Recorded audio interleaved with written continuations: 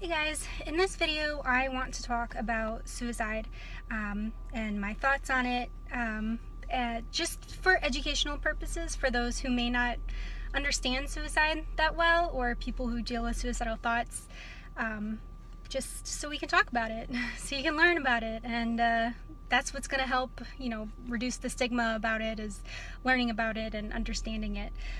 So I have my thoughts written down here because I don't want to miss any.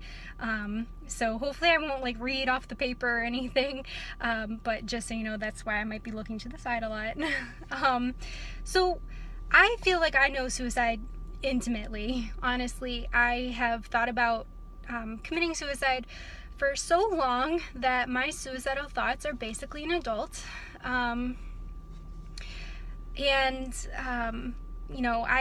I've dwelled on it, I've longed for it, I've been jealous of those able to complete their suicide, I've even read doctoral dissertations on it, so I really feel like I know suicide really well, and that's where I'm coming from today. So, as someone with bipolar disorder, I often can't trust my thoughts. They often mislead me and cause me to go into bad episodes. So I have to rely on others a lot for a lot of information, or for just a lot of help with life. Also, when I'm in a bad place, I can't function very well, and I have to rely on others to pick up the slack. I have to rely on my husband to help clean the house. I have to rely on my coworkers to pick up my slack when I can't make it to work, things like that. And because of that, I often feel like a burden to other people. And when I feel like a burden, it can very often lead me down a rabbit hole where I just come to the conclusion that life for others would be a lot better if I just wasn't in it. And that's kind of what leads me to my suicidal thoughts a lot of the time. Other thoughts that people have that lead them to suicidal thoughts that people can have when they're depressed or dealing with something hard is that they are worthless, that no one cares about them, that they can't handle what they're going through anymore, that they've been dealing with the darkness or the ups and downs for so long that they just want it to end, that they can't go through this again if they're going into another depression, and that they just need peace. So often it's hard to explain, but my mind is like a battlefield. I battle for peace, honestly, a lot of the times.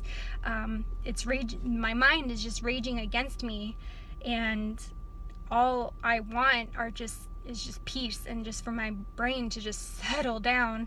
So anyways, some people like me think that death would bring peace, and we really long for that sometimes. Some people have experienced these thoughts just once in their life. Some people, like me, experience them a lot of the time, and some people have never experienced them at all. So that's why I wanted to bring this up. These thoughts can enter our head, and we can choose whether or not to indulge in them or not. It's really hard not to sometimes when the thoughts are just protruding in our head and they're just taking up all of our mind space. It's really hard not to indulge in them, but we can choose not to fixate on them, and we can choose positive coping mechanisms if we know what they are. I also want to say that thoughts do not dictate truth.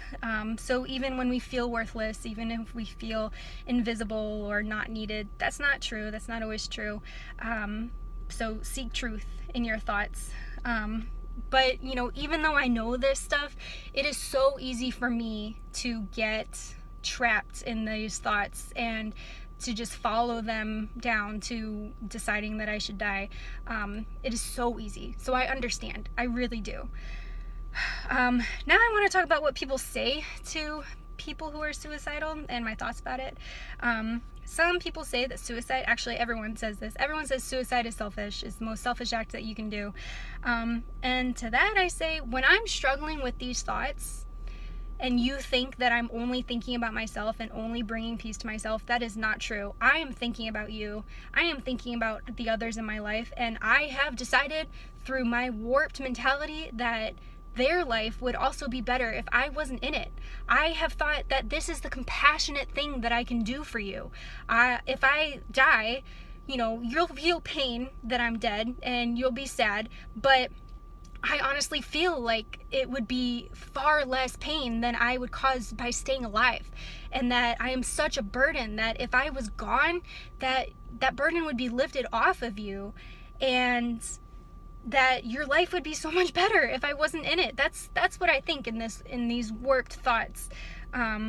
So I'm not thinking I'm being selfish. I think I'm being selfless. I think I'm looking out for you, and I think that your life would be better without me. And that's what I think about that thought.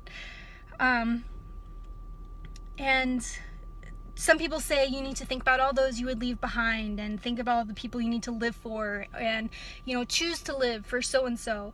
And to that I say, you can't live for others, because one, it puts a lot of pressure on the others in your life to not let you down, because if they let you down, then you think, oh my gosh, they're not worth living for, therefore I should die. No, people aren't worth living for. You can't live for other people. You need to live for yourself. You need to choose to live for yourself. And sometimes you have to live despite other people. People are going to hurt you. People are going to let you down. And sometimes you just have to choose to go on despite that. Instead, you have to think about all that you have left to accomplish, and all that you have yet to experience, and all the people you have yet to impact. And, yeah, I know that your death can impact a lot of people, but just think about how much more your life can impact. I personally choose to believe that I know that God can get glory from my death, but I think that I can bring him so much more glory from my life. So that's what I think about that. So what can you say to someone who is suicidal? Honestly, not much. If someone has chosen to die, and when I get into those periods where I've chosen to die, there's not much you can say to change my mind. And honestly, whatever you're saying to me is being half listened to anyways, because I've already decided to die. I'm over it. I'm over it. I'm over you. I'm over life. I'm over living. I'm just over it. And nothing you can say can change my mind. I'm the only person who can change my mind at that point, me and God, and we're the only ones who can work on my mind at that point. So honestly, I can't give you any golden rules or golden things to say to someone who is suicidal, because there's nothing you can do to change our mind if we've gotten to that point. However, and by nothing, I mean nothing you can say. What you can do, however, when you think that we are suicidal, or maybe if we're being elusive about our plans, like our future plans and stuff like that, you can kind of tell when someone is on that brink. And if you haven't, I'll make another video about how you can tell when someone's getting close to that brink.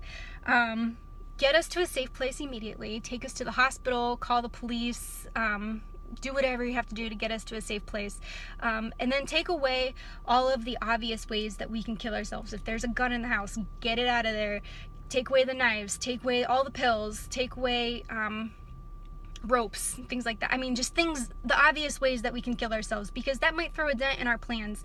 Now, when someone wants to die, they will make it happen no matter what situation they're in. Even if they're in a psychiatric hospital, you can still die in there.